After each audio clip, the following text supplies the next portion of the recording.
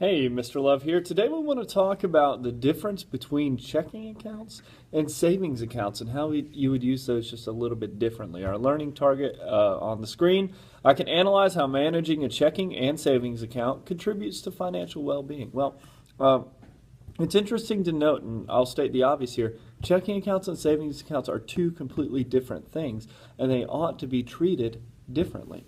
Right? A savings account is meant to save money in, right? The proper way of managing that account will be to put money into that account and let it sit, let it accumulate interest. The proper way of handling a checking account would be to use that account to buy and sell things, to use that as your register of your transactions. And so we're going to go through, I'll talk a bit about different types of savings accounts and show you guys how to write a check. Hopefully you have that skill already, and you'll complete an activity a little bit later on to show that you've learned those skills.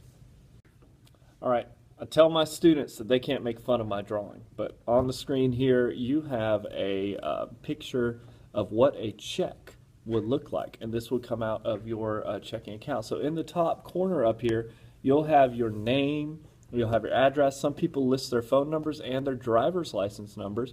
So there's a lot of identifying information on a check about you. So if you were to write a check, so let's say I needed to pay a phone bill, right? I will put today's date up here in the top right corner where it says day, and so it would be today's the 18th, excuse my hand being over the screen, of 2014. And let's say that that phone bill was $100. You actually write out your number in that little box, okay? And so you pay to the order of the very top one. That's who the money is going to. So let's say that I was paying Verizon $100.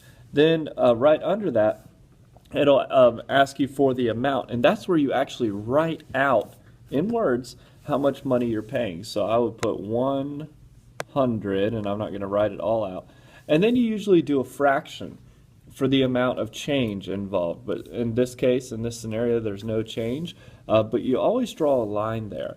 And people do that so that nobody can come back behind you and write 100,000, and then you're in a lot of debt. Okay? So down here, the bottom left, you'll see a little line that says memo. So maybe you want to write on there, if you go back and look at your checks while you wrote it, that you wrote it for your phone bill, or if you're paying like a power bill or a cable bill and you're mailing a check to them, you want to write your account number down here. And then that way, your account number with that company, not your bank account number, good to clarify.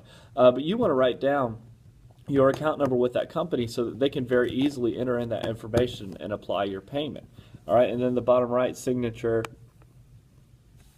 or the bottom right will go your signature. Now, at the bottom of the check, there's two different sets of numbers. The first on the bottom left, I didn't write them on here, but on the bottom left is called a routing number, and that actually tells what Federal Reserve Bank your check is going to go to.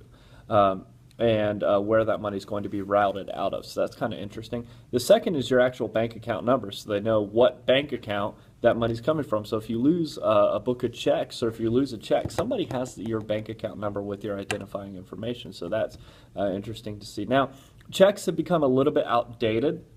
I only write checks if I'm going to actually mail them somewhere or to mail it to other people. That's the only reason why I ever use checks. Most people use a debit card. Now, a debit card is different than a credit card. A debit card is linked directly to your checking account.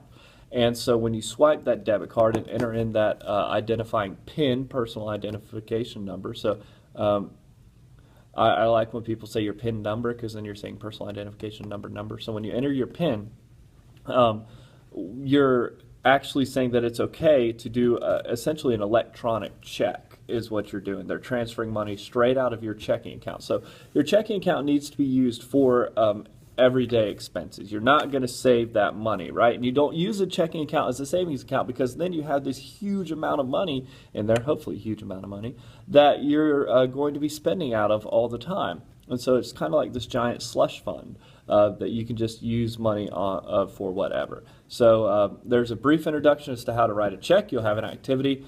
Take a picture of it, upload it to Dropbox here in just a little bit, but give you a little bit of background knowledge on that. Just a brief discussion on savings accounts. Now, it's important, I would argue, to have a savings account, but you're not going to get rich off of a savings account. You get rich off of investing your money. So it's two different things, all right? We're just talking about checking and savings accounts here. But with a savings account, what you're doing is you're putting money away. You're not going to touch it. You're going to let it accumulate a little bit of interest. The going rate on savings accounts now is like 0.75%, maybe 1%, which is not going to make you a whole lot of money, right? 1% on $100 is $1. So that means that through the course of the year, you'll make $12 on your $100. It's not a lot of money. You're not even really keeping up with inflation there. And so I digress. But anyway, your savings account, you want to put your money away and keep your money there and not touch it. But it's important to have, and it's important for it to be accessible if you need it. So I would argue to find a savings account at a bank and try to build $1,000 up in that savings account and leave it. And that'll be your emergency fund. So if your car breaks down, if something happens, you have to go to the doctor and you have a medical bill, something that you weren't expecting, you have that money that you can pull out of your savings account and be able to pay, and then you build that savings account up. So my wife and I have we really have 3 or 4 separate savings accounts. We have our $1,000 emergency fund ready to go. It's sitting in a bank account, and we don't ever touch it, but if something happens, we have that money. And that way we don't have to use a credit card and go into debt. We also have our 3 to 6 months savings that we're building now, which is if something was to happen, we have 3 to 6 months worth of our salary in the bank that is there to protect us. We also have a savings account for our goals that we have. And so we put a little bit of money away every single month into those different savings accounts that we have for goals. So you can use them for a lot of different ways. You're not necessarily going to get rich off of them, like I said, and we'll talk about how to make more money through investment. So savings accounts, you put your money away. You leave it there. Checking accounts, you keep that register balanced. A lot of checking accounts have online banking.